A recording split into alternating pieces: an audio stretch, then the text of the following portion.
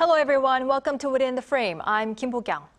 Though South Korea says it is overstated, North Korea has claimed it carried out a test of an underwater nuclear weapon system, its test of the Haeil-5-23.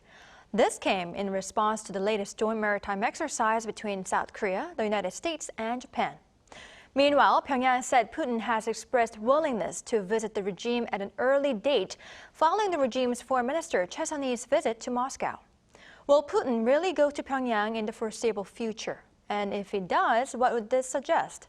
For this, we invite Doctor Go Myong-hyun, a senior fellow from the Asan Institute for Policy Studies. Dr. Go, welcome. Thanks for having me. And we also have Professor Brian Myers from Dongseo University. Good to have you with us, Professor Myers. Great to be here. All right, first question to our Dr. Go. So, North Korea said Friday that it has conducted an important test of an underwater nuclear attack drone named the Haeil-5-23 in the East Sea. I remember having seen such tests of the Haeil before. How is this one different from previous ones? So this is, in fact, the first time that North Korea has carried out the test of the so-called submarine drone, nuclear-tipped drone. So North Korea unveiled the first Haeil underwater drone last year in April, and subsequently they tested 2 more times, and every time they tested the Haeil underwater drone, which actually means tsunami in English, it essentially has changed the nomenclature of the weapon system, which indicates that the North Korea has achieved increasing development of this system. And so this time around, the North Korea has called their underwater drone Haeil-5-23, which represents a big jump from the previous nomenclature, which was called Haeil, very simply Haeil-2. So there are also speculations about what this indicates. I mean, we only have a couple of hints about how to deduce the progress being made in this weapon system, and the naming scheme is one such indicator. And if we can somehow take the hint from the names, it probably indicates that North Korea has essentially achieved the third iteration of this particular underwater drone weapon system. But at the same time, it might not be that different from the previous instances of the previous iteration of this particular weapon system, that in fact this new naming scheme, which is very particular because it uses the hyphens twice, Haeil-5 -5 and -23. So it might those 2 digits might indicate that North Korea is testing a new nuclear warhead rather than a new underwater drone system. All right. Well, like our Dr. Go already pointed out, Professor Myers, to the North's claim, South Korea said it is just very much exaggerated and fabricated, adding it would not have been a nuclear-powered system. What's your view on this? Well, I'm no nuclear expert myself, but as I understand it, the real experts are skeptical for various reasons. I mean, it's very easy to change the nomenclature and to insert hyphens into the name, but North Korea has provided no photographic or video evidence of this latest test, for example. And what we know of the earlier tests, which Dr. Go referred to, these are essentially underwater drones or remote-controlled torpedoes, if you like, suggests that they do not have enough explosive energy to create the kind of explosion that would enable this Haeil to live up to its name. And then you take into account that North Korea has been issuing particularly belligerent or threatening rhetoric for the past few weeks, and it seems likely that the capabilities of the Haeil are being exaggerated for propaganda purposes. I think the threat of this kind of a weapon fits very well into the current propaganda campaign, because what North Korea is trying to communicate at the moment, rather insincerely in my view, is its abandonment of inter-Korean fraternity and its readiness to cause South Korean casualties on a very large scale. So I share the South Korean experts' skepticism. I trust them to understand these technological issues better than I do. But I do so in the hope that our side continues to take these activities very seriously and continues to monitor them very closely. All right, I see your point. Now, whether it is exaggerated or not, it is quite definitely, North Korea is quite definitely staging provocations in a variety of ways, ranging from solid fuel IRBM launches, artillery shells, to an underwater nuclear attack drone. Now, Dr. Go, is this to just show it has diverse weapon systems? Well, that's just at the first look, that's the reading that we take out of this kind of provocations that North Korea is carrying out in recent days. But then there are two dimensions to this, I would say. I think with each provocation, and then depending on what kind of weapon system North Korea is using in a particular instance of provocation, they are trying to project a signal or message, so to speak, to Seoul and Washington. So if you look at the category of weapon system that North Korea has employed so far in its provocations, there are short-range artillery. Clearly, these are not meant for the United States because clearly it doesn't have the range to reach the U.S. mainland. It's primarily focused on South Korea. So this is the idea that North Korea can start localized skirmishes along the DMZ or the non-limit line when it comes to the Yellow Sea and the East Sea and the sea border between the two Koreas. With the missiles, clearly the connotation is different. So North Korea is trying to send a message to Washington that North Korea is again developing nuclear and missile capabilities. And the message, if we are repeating this every time, is that it can essentially set the ground for a major conflict in the Korean Peninsula. Therefore, what it means is that North Korea doesn't want to, at the prima facie, start a war here. But then, in order to avoid such conflict or accidental escalation, Washington should talk to Pyongyang on discussion items that North Korea favors, such as acknowledging North Korea as a nuclear state. So I completely agree with Professor Myers that what North Korea is conducting right now is not really a military campaign. It's more of a political campaign, so which could lead to some sort of a diplomatic engagement. Not a constructive one here, of course. It's more about a very antagonistic engagement between North Korea on one side and South Korea and the United States on the other about settling the issue of North Korea's status as a nuclear state. I think that the reason why the North Korea has renewed the intensity of its provocation is because this year marks it's a very important year when it comes to electoral campaign, electoral calendar, both in South Korea and the United States. So I think North Korea is trying to foment tension, also in the process, really strengthen the leverage that North Korea possesses over South Korea and the United States. All right. Well, Dr. Go already mentioned that such provocations is to deliver message to U.S. and South Korea. And in fact, Professor Myers, North Korea's provocation was in fact in a response to the latest joint naval drills involving South Korea, the United States, and Japan. So I'd like to know, was there any special thing about the joint drill, or was it just the usual one? Well, no, it was a very special drill. I think the scale alone, this is, you're talking 9 warships, an American aircraft carrier, Aegis destroyers from Korea and Japan. So you had that unprecedented scale, but more important, I think, was the fact, really the symbolism that you had Japan and South Korea transcending the colonial past and joining hands in this way in a drill that North Korea was bound to perceive as very threatening.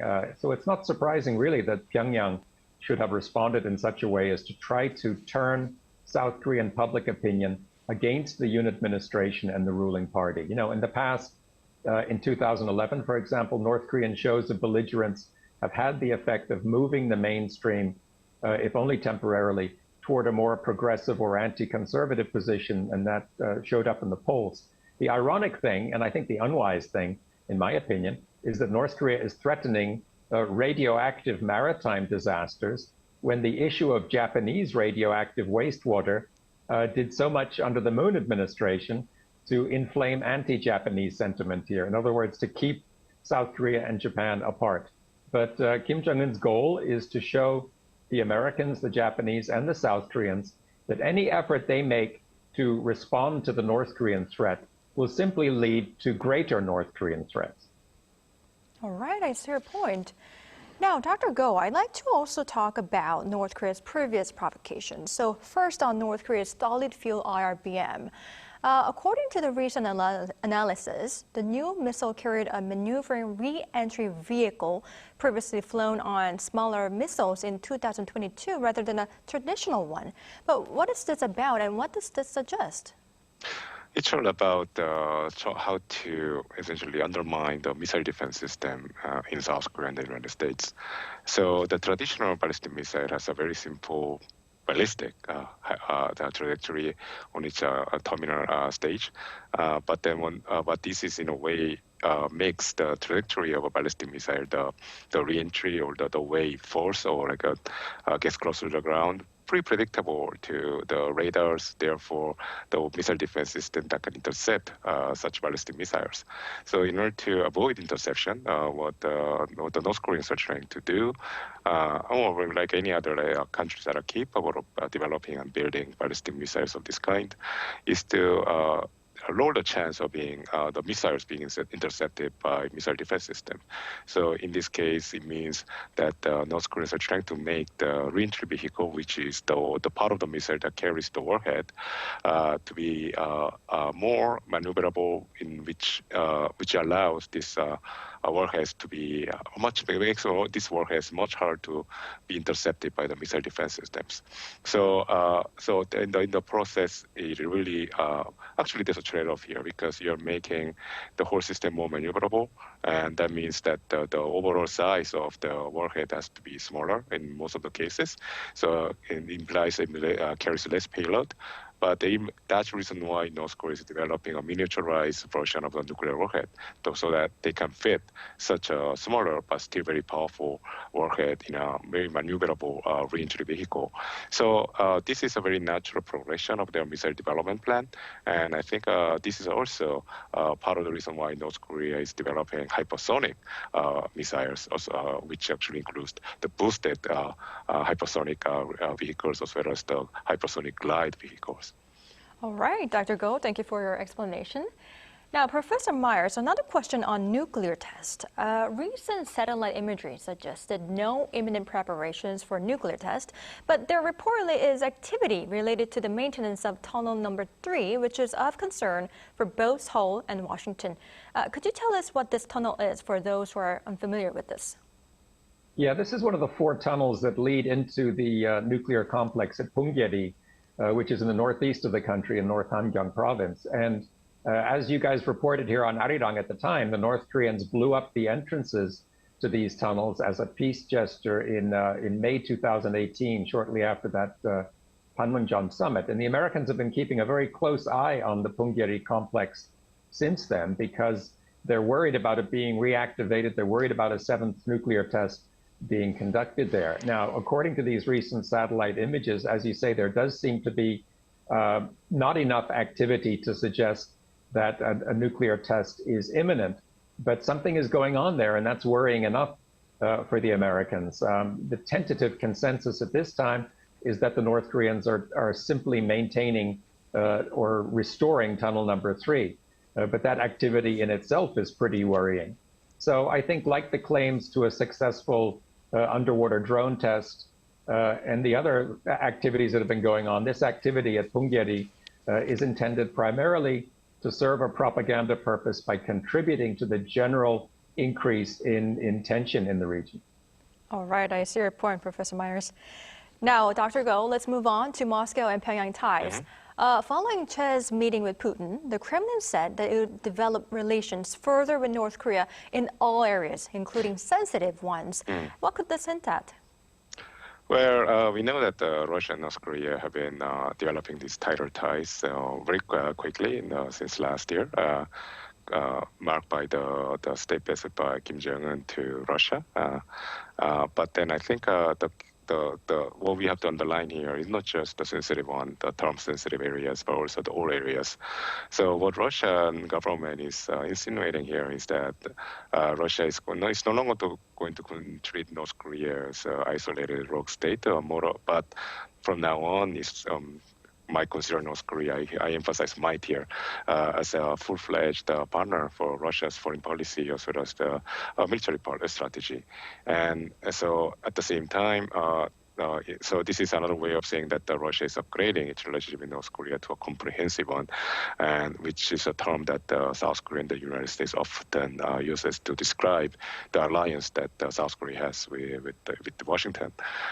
So having said that, I think Russia is emphasizing the term sensitive here because, in a way, this is a signal not to North Korea but to South Korea and other members of the international community that, especially for South Korea in this case, I would say, that South Korea should stay away from Ukraine. And because Russia essentially, by publicizing this kind of discussion that they are having with North Korea, that they might increase the cooperation in sensitive areas, which probably implies the cooperation in the military domain and other sensitive technologies, that Russia might in fact consider transferring some of these sensitive technologies and even like weapon systems to North Korea if South Korea starts to help Ukraine militarily. So this is all part of the whole strategic communication game that Russia is playing with South Korea. So even though South Korea is not being mentioned in this kind of communiques, it's loud and clear when you read between the lines what this communique says. It's really about Russia playing games against South Korea, and the concern here for Russia is that South Korea, because it's seeing that Russia is helping North Korea to increase its threat against South Korea, that it might lend direct military assistance to Ukraine. So this is part of the messaging game that Russia is playing, but that's the reason why we have to read between the lines and formulate appropriate measures to prevent Russia and North Korea from, in fact, actually exchange or transferring military technology from Moscow to Pyongyang. Right, I see. So Russia was basically trying to send a warning message to South Korea. Interesting. Now, Professor Myers, after Choe's visit, North Korea said that Russian President Vladimir Putin expressed his willingness to visit Pyongyang at an early date. Now, given that it was North Korea who reported this, could we say this is just Pyongyang's wish?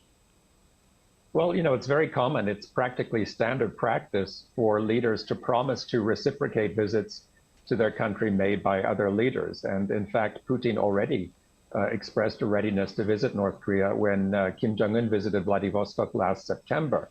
But if this intention was reiterated in the recent meeting between Choe Son-hui and Putin, as it seems to have been, I would say it's more than just North Korea's wish, but it still falls short of a firm and concrete plan.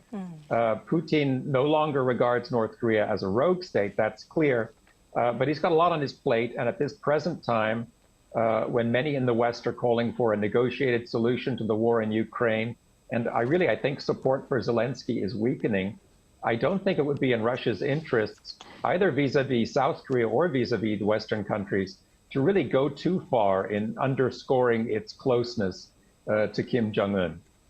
Right, I see. So falling short of concrete confirmation North Korea is currently seeking for. All right. Well, Dr. Go, though we'll have to, wait and see if Putin really does visit North Korea. But if it does, some experts say that the nature of the threat posed by North Korea to the region could undergo significant change. In what ways could that be? Well, it's all hypothetical, and this is, it's very clear that, as Professor Myers says, that if Russia essentially decides to cast its lot with North Korea, and it's going to turn the back of the many potential partners of Russia, both in Europe and Asia, and because that's the reason why Russia remains non-committed to the idea of reciprocating visit and to North Korea in this case. And I think if indeed Vladimir Putin decides to visit North Korea, it's going to represent a sea change in Russia's strategy, especially when it comes to Northeast Asia. Russia has always had this focus in Europe. Most of the important population centers are located in the European part of the country. And Asia for Russia was more of a market rather than a place where they could seek strategic partnership. So the reason why it's a market is because there are countries like Korea, Japan, obviously China too, that are very important consumers of Russia's main export item, which is energy. If Russia decides to, the President Putin decides to visit North Korea, it's going to send a very strong signal to not just to Seoul, but also to Tokyo that Russia is siding with North Korea, which represents a permanent threat to these two countries.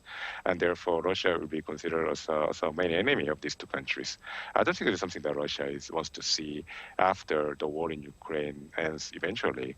So I think that's the reason why I think Russia would only do so if the benefit of doing so outweighs the cost of doing it. And already describing the cost of visiting North Korea is going to be very high. So what will be the benefit of visiting North Korea? I would say it's the idea that Russia is committed to engage in the United States, not just South Korea and Japan, but the United States as in an existential struggle. And then that means that Russia is going to, if Vladimir Putin visits North Korea, that would actually could translate to major weapons assistance taking place from Russia to North Korea, essentially change the entire military balance in the region. Right now, South Korea, United States, and Japan have a conventional military superiority over North Korea, but then North Korea clearly has an upper hand when it comes to nuclear capability, and that balance might actually be broken if Russia tips the balance by supplying weapon systems. So the implication of this change is going to be catastrophic, I would say, not just for the countries in the region, but also for Russia. I think that this is the reason why Russia remains very ambiguous about it, and therefore it's using a more of a indicator or like a lever to pressure South Korea to stay out of Ukraine. All right, I see your point. Now, Professor Myers, before we wrap up the show, I'd like to ask you this question on China. Beijing has been showing a defensive posture regarding relations between North Korea and Russia, with a Chinese Foreign Ministry spokesperson drawing a line when asked about the issue, saying it is just bilateral exchanges between them. Now, what could be on China's mind? Well, the Chinese are very sensitive to what they see as American efforts to start another Cold War, one in which the so-called free world faces off against a bloc of authoritarian countries led by China. And various Chinese think tanks have been warning that the Americans could very well use this cooperation between Putin and Kim Jong-un as a pretext with which to strengthen America's military presence in the Far East. So I think it's in China's interests to play down the extent to which Putin and Kim Jong-un are cooperating. I think it also sends a subtle message to the North Koreans not to take that cooperation too far. You know, what China does not want is North Korea's partnership with Russia dragging China into a fight with the United States. As the Chinese Foreign Ministry made clear a few weeks ago, it wants to improve relations with Washington and not see them getting any worse because of North Korea. All right, I see your point, Professor Myers. Well, unfortunately, this is all the time we have for today's edition. Thank you, Dr. Go and Professor Myers, for your time and insights. We really appreciate it. Thank you. My pleasure. All right, that's all for Within the Frame tonight. Thank you for watching, and goodbye.